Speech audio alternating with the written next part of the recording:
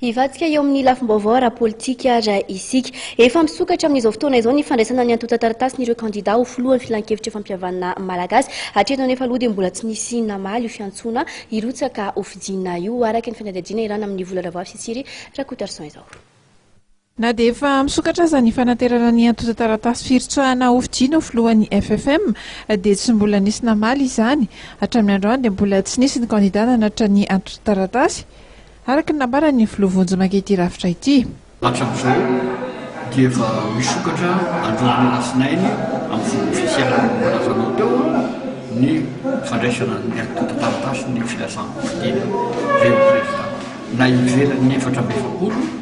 na anatin'ny 4 menadala ka hatramin'izao manomboka amin'ny 5 zahay eto dia hatramin'ny sasany na amin'ny 3 kory any rava dia hatramin'izao mbola tsy nisy mbola nanatitra ny candidature na ny antota taratasy na ny avy any faritany na ny avy eto amin'ny renivohitra. Olona enina avy amin'ny faritra miampy ireo mpikambana ao amin'ny birao maharitra Vonjimaika no mandray izany antota taratasy filatsahana ho fidiana izany ary anisan'ny fanirian'ny mpikambana ao anivon'ny FFM ny tokony andalohan'ny kandidat tsirairay hampahafantatra ny momba azy sy ny programana asany mialoha amin'ny tena anatanterahana ny fifidianana. Hatramin'ny 15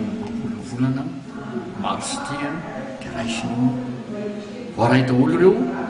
famirianay zany dia mba tokony isy eo aminay tsirairay mba tokony ho hitanay ato amin'ny 44 ato ireo membre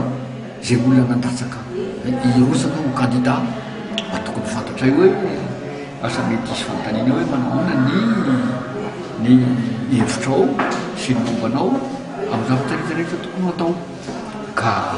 everiko zavatra ohatran'izany ny zavatra mety tokony atao ny tsirairay dia eo any an-tsendray koa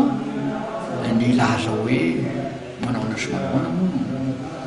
fomba ilazana an'izay asa manana programme anazy izy tahaka ny fifidianana filasana fidiana rehetra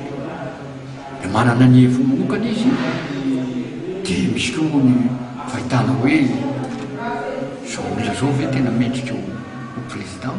Hatramin'ny 20 marsa moa ny fametrahana izay antota taratasy izay ary amin'ny alalan'ny vato miafina no isafidianan'ny mpikambana izay ho filohany hatreto dia mbola tsisy ny laza ofisialy ny firitsoahany koa hatramin'izao ny zoky olona indrindra ary ny filoha Vonjimaika ity rafitra ity dia matorako Sanjobily dia efa nilaza mazava fa tsy anisan'ny rotsaka amin'izany ny tenany.